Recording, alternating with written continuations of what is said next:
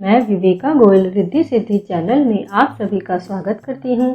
आपने अभी तक हमारे चैनल को सब्सक्राइब नहीं किया है तो कृपया इसे सब्सक्राइब अवश्य कर ले, साथ ही बेल आइकन को भी दबा दें जिससे हमारे आने वाले हर वीडियो की नोटिफिकेशन आपको मिल सके।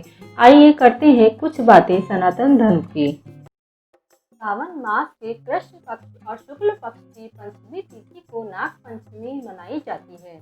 जहाँ सावन के शुक्ल पक्ष की पंचमी को उत्तर भारत में नाग पूजा की जाती है, वहीं दक्षिण भारत में ऐसा पर्व कृष्ण पक्ष की पंचमी को मनाया जाता है।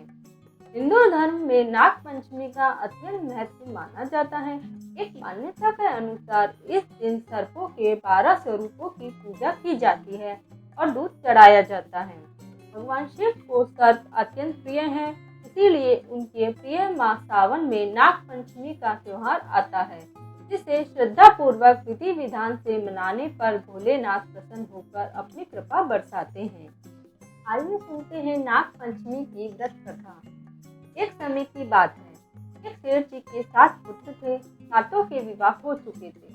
सबसे छोटे पुत्र की पत्नी श्रेष्ठ चरित्र की, विदुषी और सुशील थी, परंतु उसका कोई भाई नहीं था। एक दिन बड़ी बहू ने घर लीपने को पीली मिट्टी लाने के लिए सभी बहुओं को साथ चलने को कहा, तो सभी डलिया और खुरपी लेकर मिट्टी खोदने गई। तभी वहां एक सर्प निकला, जिसे बड़ी बहू खुरपी से मारने लगी। यह देखकर छोटी बहू ने उसे रोकते हुए कहा, मत मारो इसे, यह बेचारा निरीह है। यह सब सुनकर बड़ी बहू ने उसे नहीं मारा। तब सर्प एक ओर जाकर बैठा। तब छोटी बहू ने उससे कहा, हम अभी लौटकर आती हैं, तुम यहाँ से जाना मत। यह कहकर वह सबके साथ मिट्टी लेकर घर चली गई और वहाँ काम काज में फंसकर सर्प से जो वादा किया था उसे भूल गई। उसे दूसरे दिन वह बात याद आई तो सबको साथ लेकर वहाँ पहुँची और सर्प को उस स्थान पर बैठा देखकर बोली, सर्प भैया नमस्कार। सर्प ने कहा, तू भैया कह चुकी है, इसलिए तुझे छोड़ देता हूँ, नहीं तो झूठी बात कहने के कारण तुझे भी डस लेता। मैं बोली, भैया मुझसे भूल हो गई, उसकी क्षमा मांगती हूँ। तब सर्प बोला, अच्छा आज से तू मेरी बहन हुई और मैं तेरा भाई, तुझे जो मांगना हो मांग ले। वह बोली, भैया मेरा कोई नहीं है, अच्छा हुआ जो तू मेरा भाई बन गया। कुछ दिन व्यतीत होने पर वह सर्प मनुष्य का रूप धारण कर उसके घर आया और बोला कि मेरी बहन को भेज दो। सबने कहा कि इसके तो कोई भाई नहीं था, तो वह बोला, मैं दूर के रिश्ते में इसका भाई हूँ, बचपन में ही बाहर चला गया था। उसके विश्वास दिलाने पर घर के लोगों ने छोटी को उसके साथ भेज दिया। उसने मार्ग में बताया कि मैं वही सर्प हूँ, इसीलिए तू डरना नहीं और जहाँ चलने में कठिनाई हो वहाँ मेरी पूंछ पकड़ लेना। उसने कहे अनुसार ही किया और इस प्रकार वह उसके घर पहुँच गई।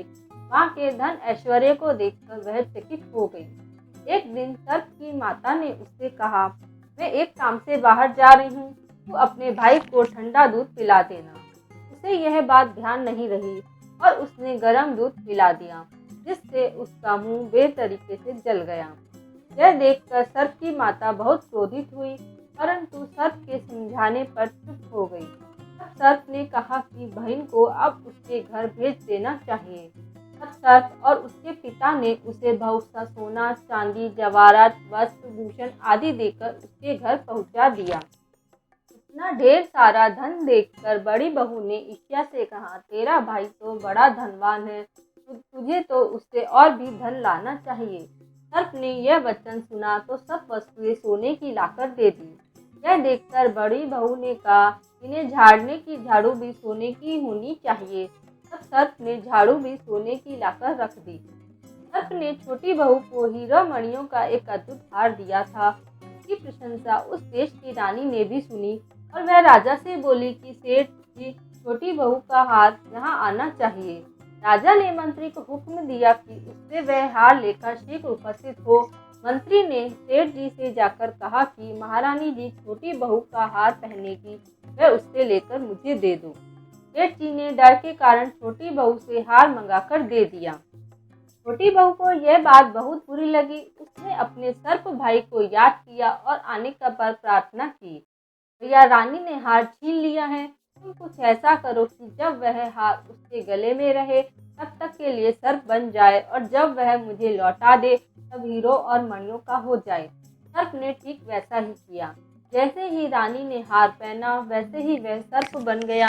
यह देखकर रानी चीख पड़ी और रोने लगी। यह देखकर राजा ने सेठ के पास खबर भेजी कि छोटी बहू को तुरंत भेजो। सेठ जी डर गए कि राजा न जाने क्या करेगा। वे स्वयं छोटी बहू को साथ लेकर उपस्थित हुए। राजा ने छोटी बहू से पूछा, तूने क्या जादू किया है? मैं तुझे दंड दूंगा।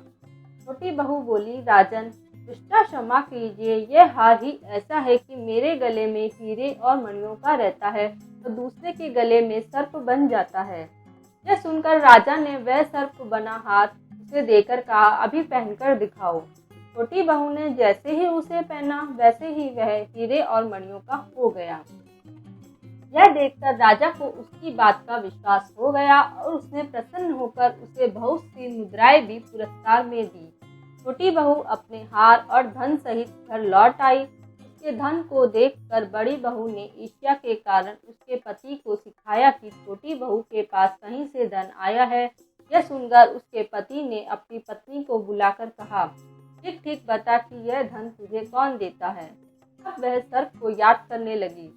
अब उसी समय सर्प ने प्रकट होकर कहा, यदि कोई मेरी धर्म बहन के आचरण पर संदेह प्रकट करेगा तो मैं उसे खा लूंगा। यह सुनकर छोटी बहू का पति बहुत प्रसन्न हुआ और उसने सर्प देवता का बड़ा सत्कार किया। उसी दिन से नाग पंचमी का त्योहार मनाया जाता है और स्त्रियां सर्प को भाई मानकर उसकी पूजा करती है। जय नाग देवता। आशा है आप सभी को यह कथा पसंद आई होगी। यदि पसंद आई है तो वीडियो को लाइक, शेयर और कमेंट करना ना भूलें। इसी के साथ में विवेका गोयल आप सभी से विदा लेती हूँ। फिर मिलेंगे अगले वीडियो में नई जानकारी के साथ। राधे राधे।